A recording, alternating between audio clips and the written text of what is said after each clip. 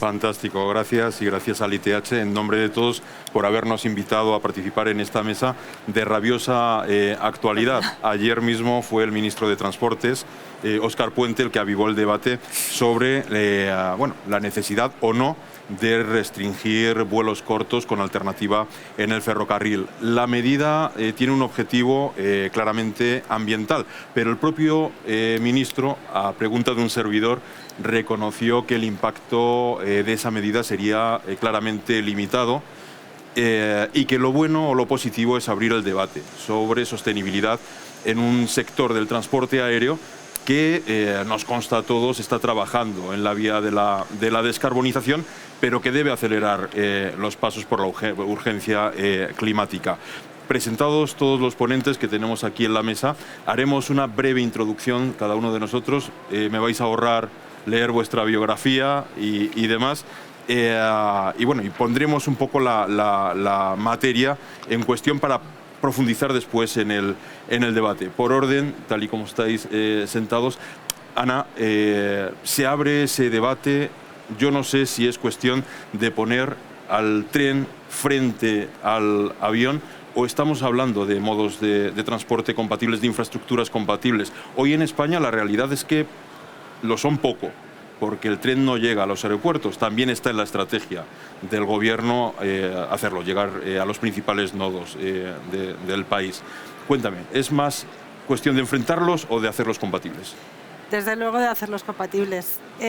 Nosotros creemos que la solución para la sostenibilidad es una interfaz adecuada de manera que los aeropuertos sean centros multimodales sostenibles, centros de conexión, no solo con ferrocarril, con otros modos de transporte, con autobuses sostenibles, con vehículos de transporte público sostenibles, con todo tipo de VTCs, taxis, vehículos privados sostenibles. Y para eso lo que nosotros queremos hacer es transformar los aeropuertos de manera que podamos proporcionar todas las energías que se demanden por parte de otros modos de transporte y nos tendremos que convertir no solamente en un hub de multimodalidad sostenible, sino también en un hub energético, que tengamos tanto las energías como la logística de suministro de combustibles diferentes, tanto para el transporte hacia y desde el aeropuerto como para el lado aire, las aeronaves verdes, ¿no? Las aeronaves eléctricas y de hidrógeno.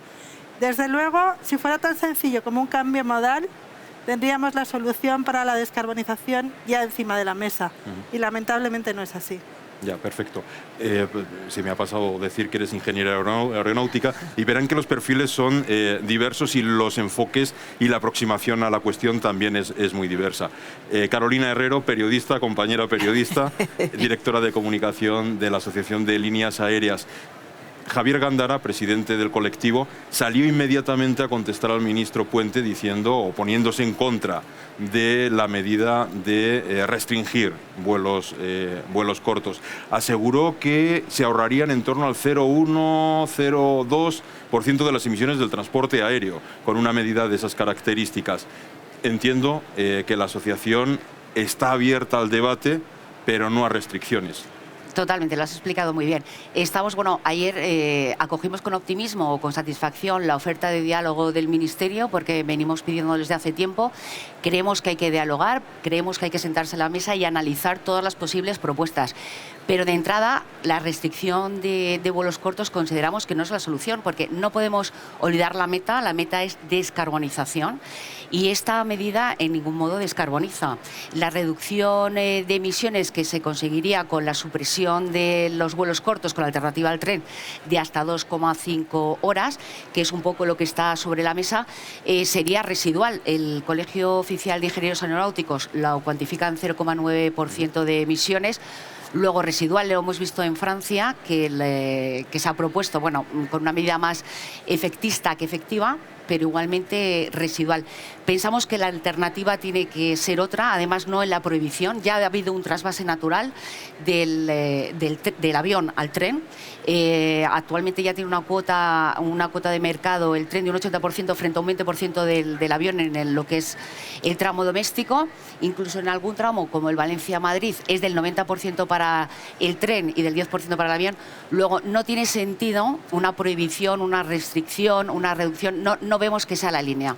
Nosotros creemos que hay que apostar por soluciones que efectivamente descarbonicen, como puede ser el combustible sostenible, que supongo que hablaremos de ello a lo largo de este debate, u otras medidas como la intermodalidad, de lo que ha hablado Ana, pero una intermodalidad real y efectiva, no a cualquier precio, con una conexión directa de la alta velocidad a la terminal, sin trasvases, sin transbordos, perdón, y además con una suficiente frecuencia para que haya o se dé respuesta a la necesidad, ¿no?, de demanda que hay. Ajá.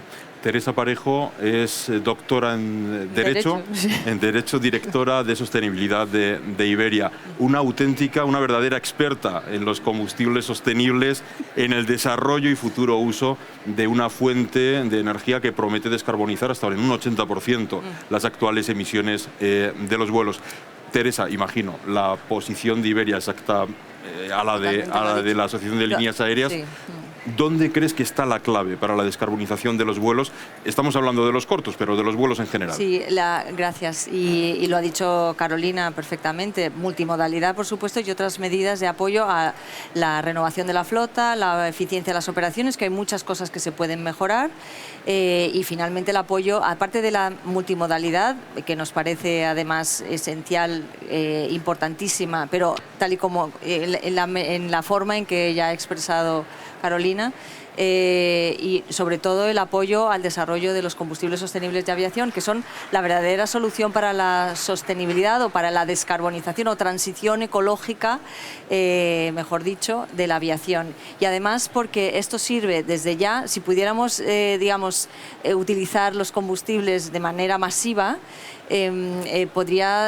descarbonizaría además el largo radio, que es donde se concentra la mayor, pero inmensamente, o sea, el 80% o más de las emisiones provienen de los vuelos que no pueden sustituirse por tren.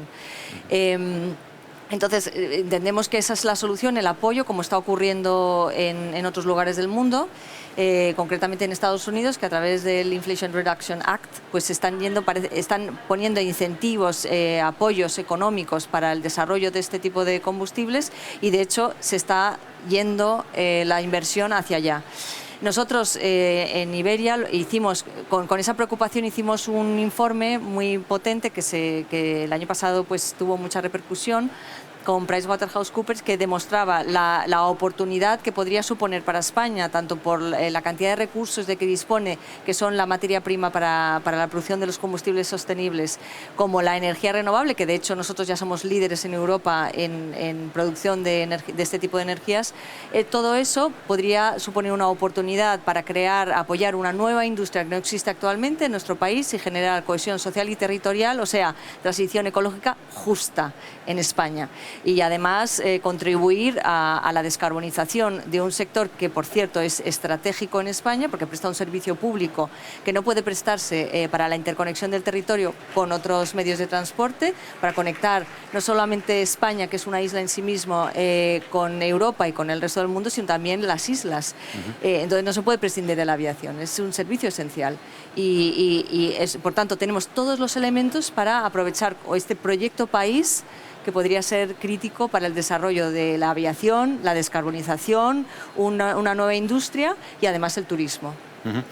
En todo caso, el Gobierno ha llamado a las aerolíneas para hablar de posibles restricciones y también de este lado del debate, ¿no?, de las posibilidades que tiene el país como, por ejemplo, productor de combustible sostenible.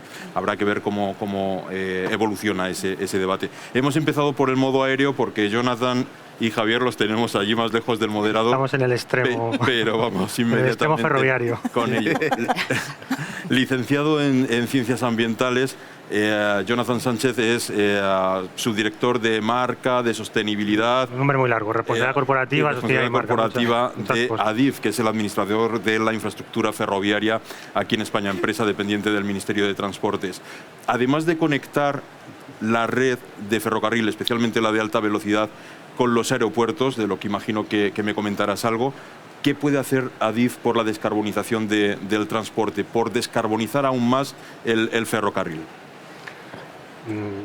Bien, Javier, de sobra has conocido que el ferrocarril ya por sus características es una red muy electrificada. Desde el 2019 compramos la energía eléctrica que se consume en el sistema ferroviario con garantía de origen, con lo cual eso permite que todos los trayectos de los trenes que se producen por la red que nosotros gestionamos o administramos sean nulos en emisiones, las emisiones directas de CO2. Pues tenemos esa ventaja ambiental que consideramos que tiene una potencia que se debe aprovechar. En ese sentido, lo que comentabas, lo que buscamos es establecer un poco lo que estáis comentando aquí en la mesa, el resto me voy a repetir, unos hubs potentes de movilidad, de multimodalidad, mejor dicho, en nuestras estaciones. Estamos con grandes proyectos de remodelación en estaciones en grandes ciudades, como todos podemos ver por Madrid, si paseamos, ¿no?, en Chamartín, Atocha, que son proyectos incluso que van más allá, que son proyectos que van a un planeamiento urbanístico asociado alrededor de la estación y que lo que buscan es eso, ¿no?, que haya una oferta variable en modalidad para los usuarios de los trenes. Pero no nos quedamos solo en la parte de viajeros, sino que también en la parte de mercancías estamos desarrollando actuaciones para conseguir incrementar esa ventaja que pueda tener el ferrocarril y apoyarse en ella a la hora de transportar mercancías. Estamos hablando de actuaciones en materia de autopistas ferroviarias, mejorando conexiones con los puertos, automatizando en la medida posible todo lo que se pueda el proceso logístico de las mercancías. Bueno, en definitiva, intentamos potenciar esa ventaja o esa posición que tenga el ferrocarril de cara al resto de modos desde un punto de vista colaborativo y de un punto de vista complementario con esos modos, ¿no? Ajá. Como ven, no están exactamente enfrentados un modo y el otro a la luz de lo que se está comentando en este panel. Javier Marín, licenciado en ADE, es director de comercial, fidelización y de ventas de Renfe Viajeros. ¿Cómo conviven, cómo compiten el tren y el avión allí donde coinciden? Bueno, yo creo que no tenemos... Primero que soy un poco el outsider de este grupo, ¿no? Todos llevan el cargo de sostenibilidad, yo creo que voy a aportar una visión un poquito diferente. Soy muy del tren y tengo un nombre un poco aeronáutico, Javier Marín. No tiene nada que ver, pero parecido, ¿no?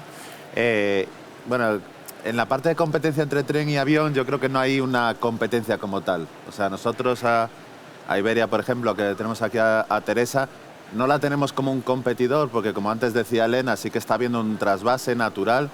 Y es que Iberia y Renfe estamos trabajando juntos ya desde hace muchos años y en los últimos años de forma más intensa para ir promoviendo ese trasvase de pasajeros en los vuelos de conexión al tren y luego el largo radio o el medio radio a través del avión, porque además no hay otra alternativa. Entonces, ahora mismo ya se da la circunstancia de que determinados trayectos desde Zaragoza, Valladolid, Orense, cuando buscas uno de esos trayectos hasta Nueva York, el primer tramo del viaje lo hace Renfe y luego el siguiente lo hace Iberia.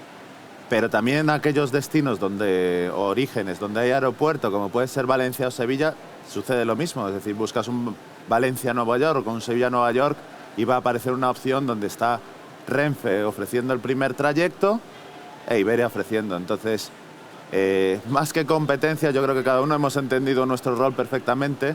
Tenemos la suerte de que compartimos este proyecto como una prioridad estratégica en ambas compañías, que entendemos que la sociedad va hacia ahí y que ya la demanda nos lo ha demostrado. Con lo cual, al final, más que competencia, estamos buscando formas de colaborar y formas de hacer que este cambio, que puede ser que llegue o no de una forma regulada, anticiparnos a él.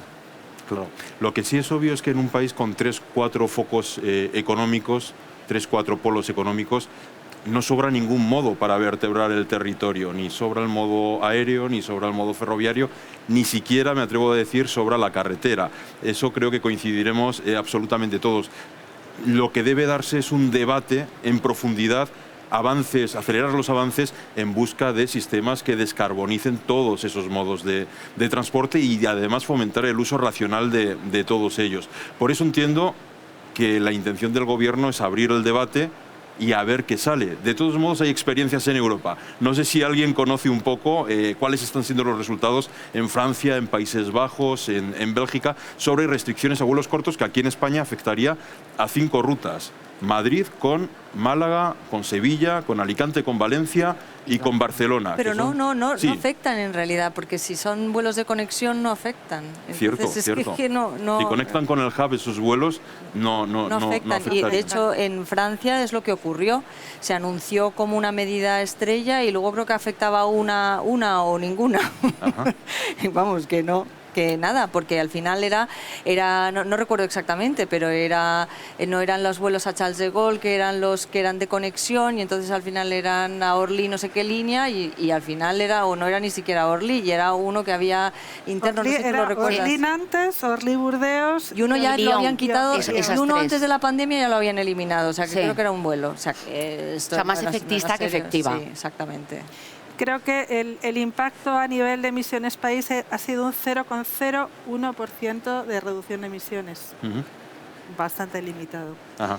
En todo caso, lo que sí que comentó, por ejemplo, ayer el ministro, es que el modo de transporte en la actualidad es el ferroviario y que es el que hay que desarrollar. Hay grandes proyectos en España, como son los corredores Atlántico y Mediterráneo, que están mereciendo miles de millones de inversión en pos de dinamizar la economía, el transporte de carga, etcétera, etcétera. Por supuesto que sí, pero si hablamos de multimodalidad, no solamente es el tren, porque un tren, que a mí me encanta el tren, vaya por delante, pero y además tenemos ese producto, Tren and Fly, o sea que me encanta el tren, y cuando puedo también viajo en tren, pero cuando hablamos de multimodalidad hay otras cosas además del tren, y también hay que potenciar, porque cuando tú construyes una nueva línea aérea, una nueva línea de tren, pueden ser 40 años de construcción. Ajá. Entonces, en ese tiempo, a lo mejor se ha desarrollado también drones eléctricos que pueden también formar parte de ese mix de multimodalidad. O sea que no solamente cuando hablamos de multimodalidad podemos hablar de más cosas. Y en el tiempo de desarrollo, en esa transición ecológica, a lo mejor surgen otras formas de transporte también sostenibles. Ajá. A la directora de sostenibilidad de AENA, yo le preguntaría a Ana si tienen futuro los aeropuertos regionales en un entorno en el que se habla de restricciones de vuelos cortos y demás. Evidentemente vemos el futuro de Madrid, de Barcelona, de Palma, etcétera, etcétera. Aeropuertos grandes con mucho tráfico. ¿Pero los regionales tienen futuro o no? Bueno, el modelo de AENA es un modelo en red. Y no es un modelo que está basado solo en rentabilidad y en número de vuelos, también está basado en vertebración del territorio y en servicio público. Entonces, es innegable que los aeropuertos insulares tienen su razón de ser, y es una razón de ser muy importante, incluso los aeropuertos pequeños, el aeropuerto de La Gomera, el aeropuerto del Hierro. Daros cuenta que esas rutas aéreas dan servicio a temas sanitarios, a temas de educación, a temas de necesidades académicas de todo tipo. Y yo creo que en determinados trayectos, y al final esto lo va fijando la ley de la oferta y la demanda y la economía de mercado, sí que son necesarios determinados vuelos. Quizás no son lo suficientemente o no son muy rentables, pero sí que cubren necesidades de la población. Y al final el análisis que hay que hacer es el siguiente. España es un país muy bien conectado, tiene unas infraestructuras de primer nivel, muy por encima, de gran calidad y muy por encima de algunos otros países europeos. Y yo creo que hay que apostar por seguir manteniendo esas infraestructuras y esas posibilidades para todos los españoles. Claro. Jonathan y Javier, ¿tendría público, o Jonathan te preguntaría también sobre los planes, así someramente, que tiene Adif para conectar la red ferroviaria, sobre todo la de alta velocidad, con los aeropuertos? Pero os pregunto a los dos, ¿tendría público una conexión, un ramal de Chamartín a Barajas, o el ramal a Girona, o cercanías al aeropuerto de Alicante? ¿Las operadoras lo quieren, Javier? Sí, claro. Sí. Sí habría público, es decir, ahora mismo ya hay conexión ferroviaria entre Chamartín, y esto Jonathan lo sabrá también como yo, entre Chamartín y Barajas. Es verdad que es de cercanías y que todavía no es de alta velocidad, y se está trabajando en eso, y Jonathan tendrá más datos. Pero ahora mismo nosotros, por ejemplo, en nuestros billetes de alta velocidad tenemos lo que llamamos el combinado cercanías, que es una vez que llegas al destino tienes incluido el billete de cercanías, con lo cual ahí tenemos el dato de cuántas personas están tomando el cercanías con origen en Atocha o en Chamartín y destino la T4, por ejemplo. Y hay público, ahora mismo hay público, y es verdad que una de las cosas que tiene el tren es que es muy confortable, que vas de centro a centro. En España, antes que hablabas, perdona que lo remarque, porque es que España tiene la segunda mayor red de alta velocidad del mundo en ferrocarril después de China. Entonces, ese debate que decías del tren como medio, lo tenemos gracias a estas infraestructuras y a que se ha desarrollado entre todos, ¿no?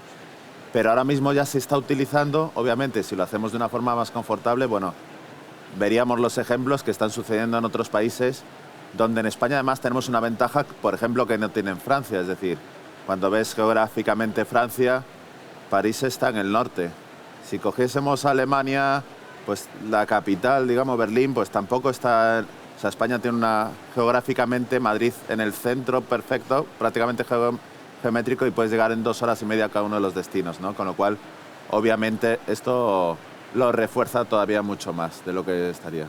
A mí me gustaría añadir una cosa, porque el tema de la infraestructura, de cómo llega supuestamente el tren al hub, al AT4,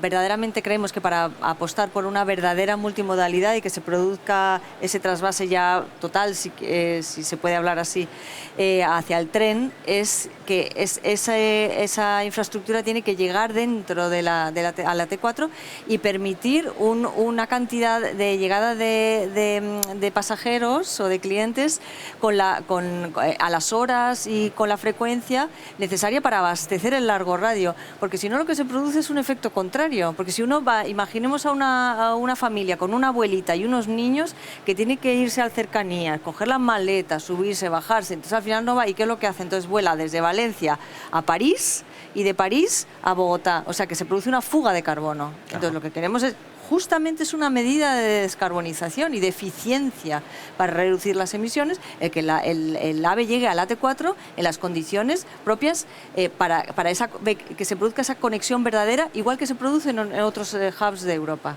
Claro. Jonathan, no eres el responsable de infraestructuras de Adif. No, deberían estar pero igual te están compañeros de proyectos y de construcción aquí sí.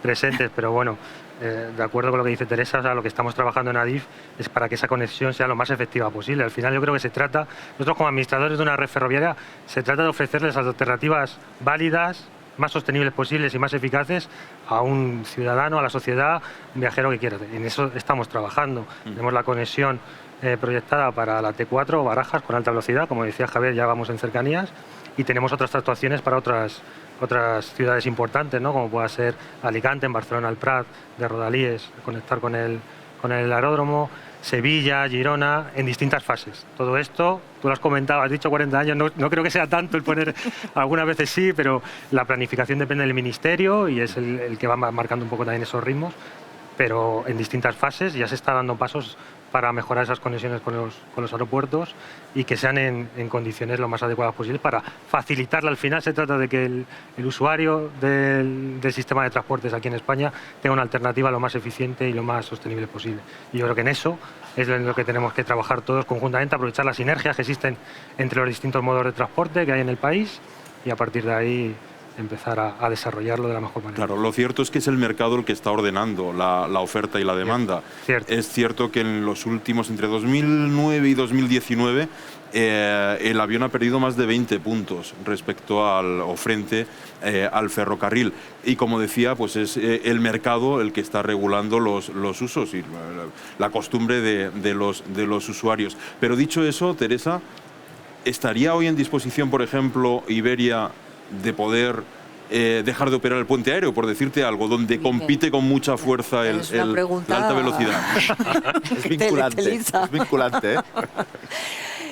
Voy a ser muy correcta, voy a decir, Iberia apuesta por la multimodalidad, pero necesitamos que el AVE llegue a la T4 en las condiciones que permita la frecuencia y con la facilidad física para que permita ese trasvase fácil y que podamos evitar la fuga hacia otros hubs y, por tanto, emisiones que son innecesarias. Claro. Ahí lo dejo. Y de momento hay que alimentar el hub, ¿no? Para llenar los aviones de los vuelos internacionales.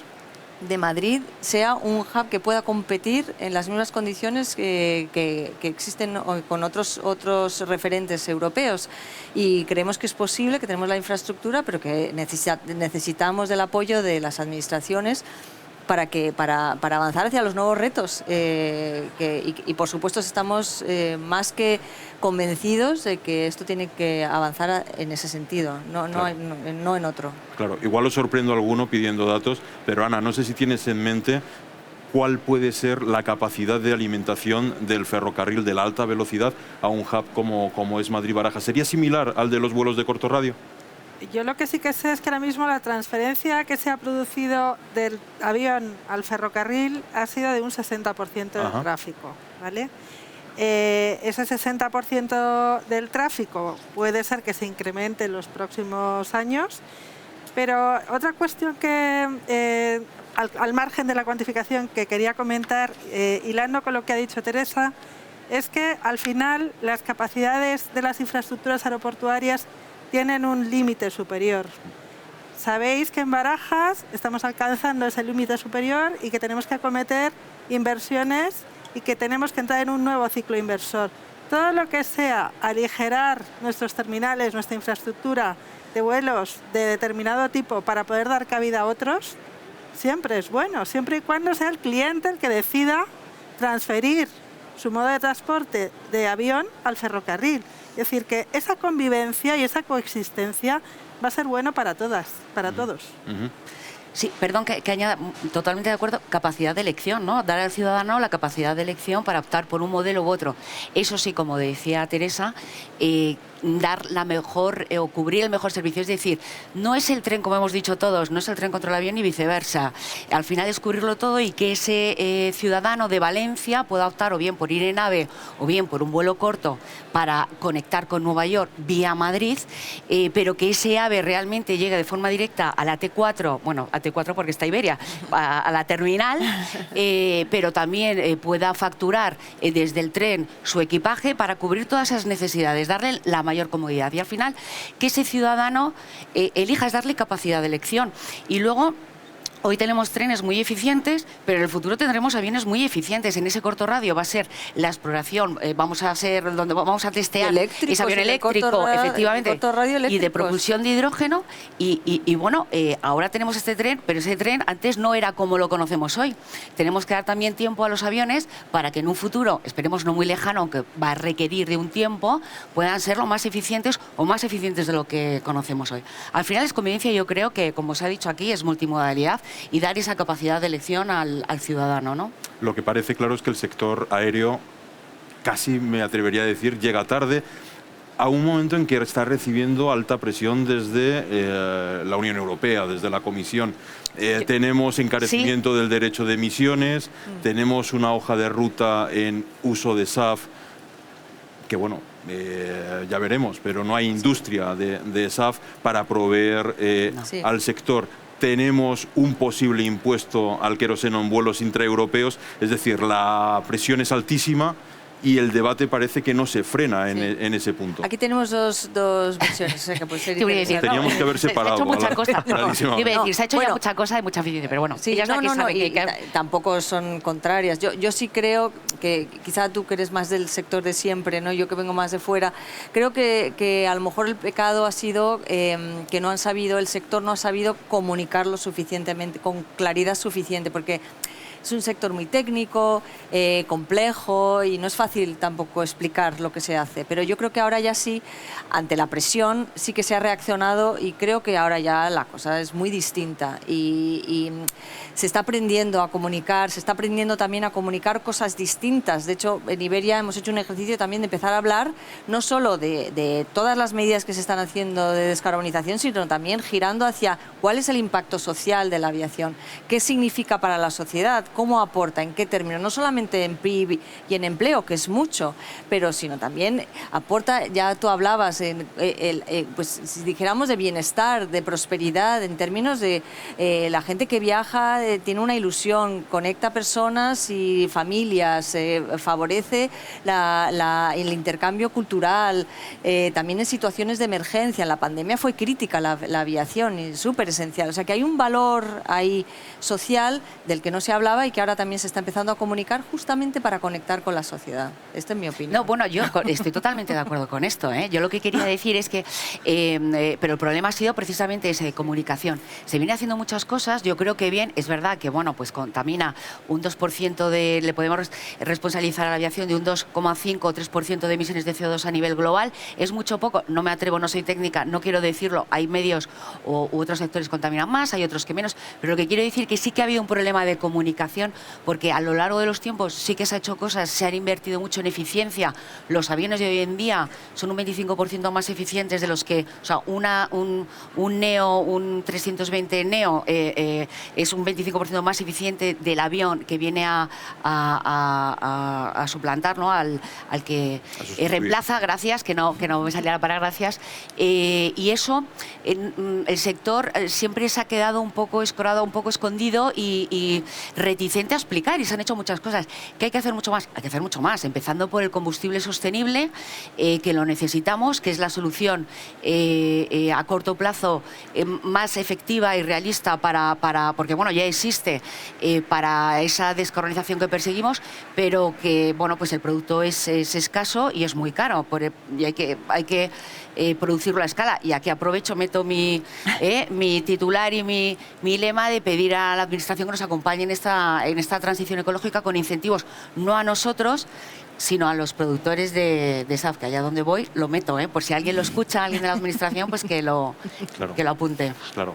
Aquí, bueno, igual conviene aclarar que, no sé, que la infraestructura aeroportuaria se financia con las tarifas que pagan o cubren las aerolíneas y, en este caso, en último caso, los viajeros a través de los billetes. La infraestructura ferroviaria es sostenida por los presupuestos generales del Estado y se amortiza, quizá más a largo plazo, desde el punto de vista social, por el uso de los viajeros, y posteriormente económica con el pago de los cánones. Y pregunto a los señores del sector ferroviario, ¿tiene mucho margen de desarrollo el ferrocarril aún en España? Hemos pasado por una primera fase de liberalización, tenemos 3 jugadores, que no los hay en Europa. Vamos a abordar una segunda fase de liberalización, cada vez hay más tráfico. Hemos marcado en 2023 récord de tráfico ferroviario y también aéreo. ¿Hay mucho por recorrer en el ferrocarril de alta velocidad? Respuesta corta, sí. O sea, yo tengo la suerte o la desgracia de que llevo solamente 3 años en Renfe, entonces entra un momento muy bonito de la industria donde estamos liberalizando un montón de retos y con esa experiencia previa se ven que hay un montón de oportunidades. Es decir, el año pasado, en 2023, el año que acaba de terminar, Renfe ha tenido su segundo mejor año de toda su historia en términos de número de viajeros, con más de 520 millones de viajeros y que suponía un incremento del 19% frente al 2022. Y aún encima hay otros operadores que están teniendo también otra parte de la tarta, con lo cual muchas veces no se trata de estamos quitando pasajeros al avión o tal, porque a veces somos complementarios, sino que es que el mercado, y lo vemos todos en nuestras propias vidas, está creciendo y no sabemos dónde va a llegar. La red está creciendo de forma brutal, es decir, tenemos alta velocidad desde hace algunas semanas a Asturias. Dentro de unas semanas se amplía a Galicia, al resto de Galicia, que ya llega a Orense, pero va a llegar el AVE a Coruña, a Vigo y a otras ciudades. Acaba de llegar a Murcia el año pasado y aún nos quedan unos cuantos por construir, que nuestros amigos de Adif acaben las obras que hay en determinadas rutas, pero es que me hace gracia porque hace unos años el debate, y ahora mencionabas la parte de financiación, el debate era si teníamos que extender la red de alta velocidad a toda España, si todas las ciudades tenían que tener AVE o no, y hoy el debate ha cambiado completamente. Hace 5 o 6 años este debate no existía y era otro, ¿no? Entonces, yo creo que desde un punto de vista comercial, que además es a lo que me dedico, sí, la oportunidad es enorme. Claro. A modo de desenlace ya, si queréis una intervención muy breve, cada uno de vosotros, ciñéndonos al leitmotiv de la mesa, que es el reto del tren frente al avión en los vuelos cortos. Más o menos hemos conocido con claridad vuestras posiciones. Vemos que no hay enfrentamiento entre ambos modos y que sí hay retos por la descarbonización, especialmente desde el lado aéreo. Ana, una conclusión. Bueno, pues como conclusión, simplemente comentar aquí a todos los asistentes al evento y también a ti, el resto de mis compañeros seguro que me lo han escuchado decir en alguna ocasión. AENA ha elaborado una estrategia de sostenibilidad en 2021 y además pues un capítulo específico para el Plan de Acción Climático, y fijaros lo interiorizado que tenemos la colaboración con otros modos de transporte, que hay un epígrafe dedicado a la promoción de la multimodalidad sostenible. Esto significa que estamos involucrados, que estamos trabajando en ello y que asumimos nuestra labor de conectar personas, no solamente en lo que tiene que ver con el trayecto de avión, sino también en el hacia y desde el aeropuerto, y además de forma sostenible. Ajá. Carolina. Pues yo diría que, a ver, la aviación será sostenible o no será, y ahí entra como solución clave la intermodalidad. No es el avión contra el tren y viceversa, pero tampoco tiene que darse la prohibición. Tiene que darse hay que promover, hay que incentivar soluciones que efectivamente descarbonicen, y ahí está el combustible sostenible, SAF, y también está la intermodalidad. Y esta tiene que ser real y efectiva, y eso pasa por un AVE directo a la terminal, sin transbordos, con frecuencias suficientes, que cubra todas las necesidades del pasajero, todas las necesidades que hasta ahora, o todos los servicios que hasta ahora está prestando el avión. Teresa. Como me ha hecho un barrido de todo, yo añado solamente que todo eso, además con la necesaria colaboración y alianzas y diálogo con la administración pública y el gobierno. Jonathan Sánchez. Como conclusión, bueno, no sé qué puedo añadir un poco más a lo que ya se está comentando. Muy de acuerdo con lo de la colaboración, con lo de la multimodalidad. Yo creo que materializar ese deseo que tenemos todos, ¿no?, de que sea una multimodalidad adecuada, eficiente, sostenible, por sí sola va a favorecer ese trasvase hacia el modo menos contaminante en ese sentido, ¿no? Ha comentado Javier los datos del crecimiento de transporte de viajeros. Nosotros tenemos también nuestros informes agregados con todos los operadores. La liberación del mercado, la nueva puesta en servicio de nuevas líneas, han hecho posible que año tras año estemos recuperando ya no solo los niveles prepandémicos, ¿no?, sino teniendo niveles récord históricos, ¿no?, con 200 millones de 3 kilómetros el año pasado a través de nuestra administración. Yo creo que tenemos que trabajar conjuntamente todos para lograr que esa multimodalidad sea efectiva, y a partir de ahí se verá cómo la propia desarrollo natural de los movimientos de las personas se irán hacia el modo de transporte más Muy bien. ¿Y el representante de Renfe, Javier Marín? Pues por aportar un poquito algo diferente, como decía, como recap un poco, yo creo que es muy sano que entre compañías aéreas y operadores ferroviarios estamos trabajando ya juntos e interesados en la búsqueda de soluciones, que es muy interesante este debate, y que antes, cuando nos preguntaba si era nuestro competidor, yo diría que el gran competidor del tren a día de hoy, y que no está hoy en el debate, y a donde sí que queremos convencer a sus usuarios para traerlos el tren, es el coche privado. Ajá. Es decir, cómo traer a la gente que va de Madrid a Barcelona, de Madrid a Valencia en coche privado, que tiene una cuota importante, pues hacer cada vez que el tren sea más atractivo y que sea una opción, que ahí sí que lograremos mucho de este objetivo. Lo que estábamos viendo y lo que decían aquí antes los datos, yo los datos que tengo al final es, en un Madrid-Barcelona el 81% de la cuota la tiene el tren. En un Madrid-Valencia, que sí sería una de estas rutas que sería potencialmente impactadas por esta norma, está el 93% del tren. O sea, yo creo que ya la demanda se ha ido adecuando. Nos queda el reto del tema del coche. Claro. Pues España es un país ubicado en la periferia de Europa.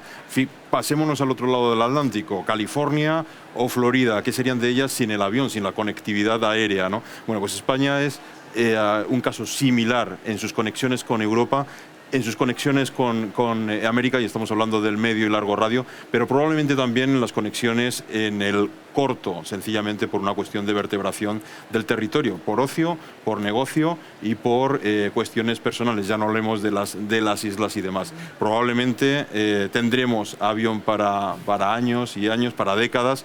Por supuesto, nos va la vida prácticamente en la descarbonización y en que el sector sea capaz de andar esos pasos, y también de que el tren de alta velocidad, especialmente porque el de cercanías está muy implantado, el de alta velocidad, pues arranque esos usuarios del vehículo privado. Muchísimas gracias por estar con nosotros y reitero, gracias al Instituto Tecnológico Hotelero por fomentar este debate y por invitarnos. Gracias. Gracias a vosotros. Gracias.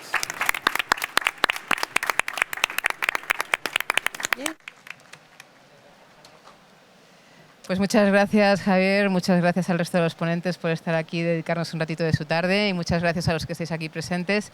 Damos ya por finalizado el foro hoy y damos también por finalizado el contenido de Tech y Sostenibilidad. Mañana tendremos aquí el córner de miembros afiliados de la OMT. Así que nada, pues hasta el año que viene en cuanto a contenidos de sostenibilidad de FiturTechy. Muchas gracias a todos.